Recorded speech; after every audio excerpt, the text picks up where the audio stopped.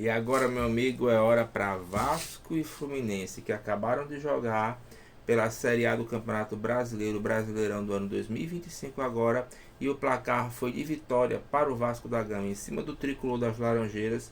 O Vasco da Gama acaba ganhando essa partida por 2-0 no Maracanã, e com o treinador Fernando Diniz faz a sua terceira vitória consecutiva. Já tinha acabado de ganhar do Fortaleza em Fortaleza. O Fortaleza caminhando a passos largos para a Série B 2026 e hoje ganha do Fluminense, que agora já está sem o seu treinador Renato Gaúcho, agora ex-treinador, está com Zubeldia, que foi treinador do São Paulo Futebol Clube. É um treinador promissor, né? Ainda não fez um grande trabalho assim em nível do Brasil, mas está nesse momento, pelo menos nesse instante da história do nosso Brasileirão, o Zubedi está nessa primeira prateleira de treinadores, né? Mas o Vasco da Gama, com o Fernando Diniz na frente do comando técnico da equipe, tem demonstrado uma regularidade nessa Série A. Tem sido um time, eu diria a você, que eu acho bastante competitivo, porém mais do que isso, ele agora engata 3 vitórias consecutivas e dá um salto na tabela. Provavelmente não briga ainda por Libertadores, sobretudo na fase de grupos, né? No G4 que a gente tem nesse momento. O Flamengo empatado com Palmeiras, depois tem Mirassol, Cruzeiro, melhor dizendo, Mirassol, Bahia, mas ainda tem uma certa distância. Mesmo com 3 vitórias consecutivas, o Vasco ainda está nesse instante com 39 pontos. Tá todo mundo no bolo ali, a bem da verdade. No entanto, o que me chama a atenção em parte do jogo, o primeiro tempo foi mais do Fluminense, e mesmo o Vasco tendo aberto o placar com o Ryan, né, um chute desviado fora da área.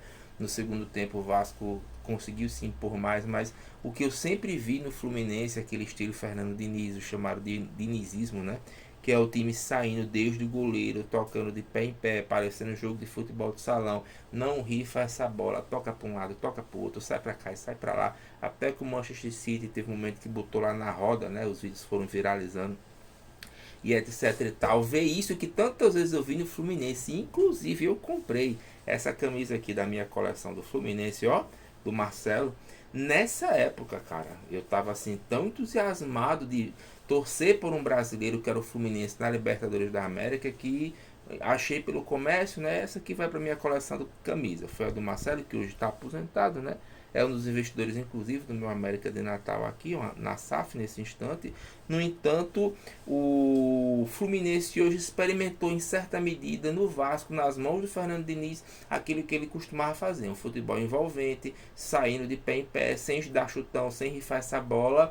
E muitas vezes no contra-ataque, quando consegue abrir espaços na defesa, a partir dessa atração da equipe adversária, hoje o Fluminense, e você consegue dar 2, 3 passes certos verticais no sentido para frente em direção ao gol, os espaços se abrem muito. E assim o Vasco da Gama hoje jogou, assim hoje o Vasco da Gama venceu, assim hoje o Vasco da Gama está se credenciando a pelo menos estar garantido numa sul-americana da vida, né? Uma vez que com 45 pontos se livra praticamente da possibilidade de rebaixamento, e a gente está falando de 9 rodadas que faltam e apenas 6 pontos para o Vasco alcançar esse marcador numérico, porém bem prováveis chances são que o Vasco possa brigar por algo mais.